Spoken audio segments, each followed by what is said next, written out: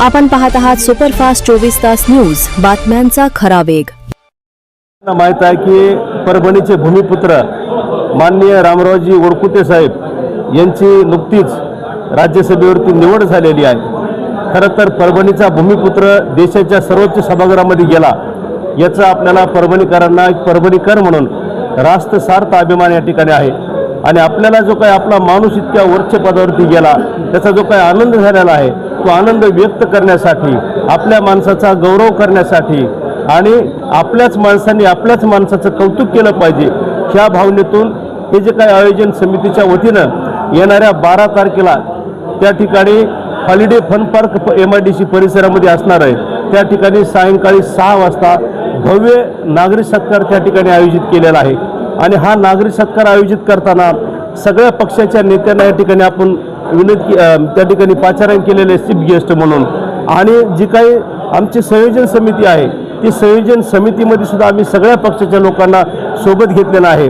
आमची व्यक्तिगत कोणती विचारधारा आहे, रामरावजीची कोणती व्यक्तिगत विचारधारा आहे, त्यांचा पक्ष कोणता, आमचा पक्ष कोणता, ह्याचा कुठल्याही प्रकारचा इथे संबंध नाही। फक्त परभणीचे नागरिक म्हणून, सामाजिक राजकीय चळवळीत काम करणारे कार्यकर्ते म्हणून आम्ही सगळे एकत्र आलेलो आहोत। आणि ह्या सगळ्यांच्या सहकार्यातून त्या ठिकाणी हा भव्य नागरिक सत्कार सोहळा होणार आहे।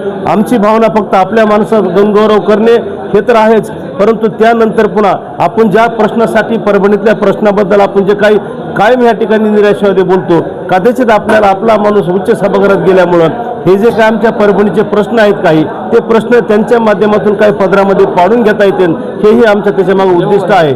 आणि विशेष म्हणजे काय की हॉलिडे फन पार्कमध्ये साधारणतः परभणी जिल्ह्यातील एक 2 ते 2.5 हजार लोक त्या ठिकाणी येतील अशा प्रकारची आमची व्यवस्था आहे। आज या ठिकाणी तीच उद्देश होती की ॲडव्होकेट स्वराजसिंह परिहार असतील, संयोजन समितीचे प्रमुख, त्याचबरोबर राजेंद्रजी वडकर असतील, प्राध्यापक तुकाराम साठे असतील, शंकरराव देशमुख असतील किंवा सय्यद अशफाक असतील आणि त्याच्या व्यतिरिक्त सुद्धा आमचे जे काही संयोजन समिती लोक आहेत त्यांच्यामध्ये काही जण आमच्या संयोजन समितीमधले शपथ घेण्यासाठी सोबत उपस्थित राहण्यासाठी दिल्लीला गेलेले आहेत। आणि काही जणांना या ठिकाणी काँग्रेसचे नेते आल्यामुळं ते ह्या प्रेसला उपस्थित राहू शकले नसतात। परंतु आमची तुम्हाला विनंती आहे की हा खूप मोठा गुणगौरव सोहळा होणार आहे, हा भव्य सत्कार खरंच भव्य होणार आहे। त्यामुळं ही जी काही आम्ही मांडलेली भूमिका असेल ती आपल्या माध्यमातून ह्या लोकांपर्यंत, जनतेपर्यंत जावी ही आमची त्या पाठीमागची भावना आहे।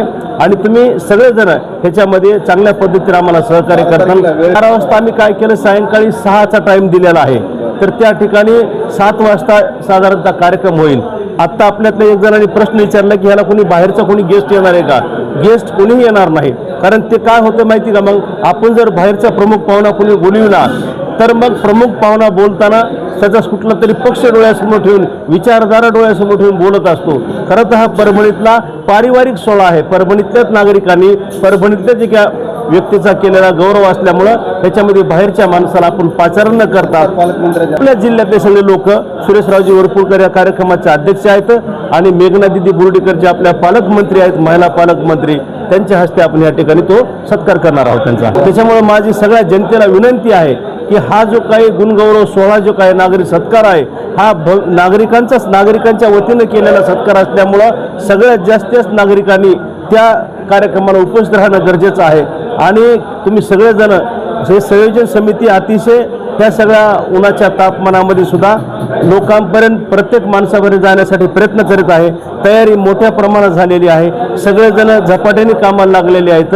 आणि आमचं जे काही आव्हानाला प्रतिसाद देता आपणही त्या ठिकाणी स्वतःहून त्या ठिकाणी काही 4-2 गावामध्ये 4-2 लोकांपर्यंत जाण्याचा प्रयत्न करावा आणि जास्तीत जास्त लोकांना सोबत घेऊन त्या कार्यक्रमामध्ये सहभागी व्हावी एवढी तुमच्या माध्यमातून जनतेला आवाहन करतो।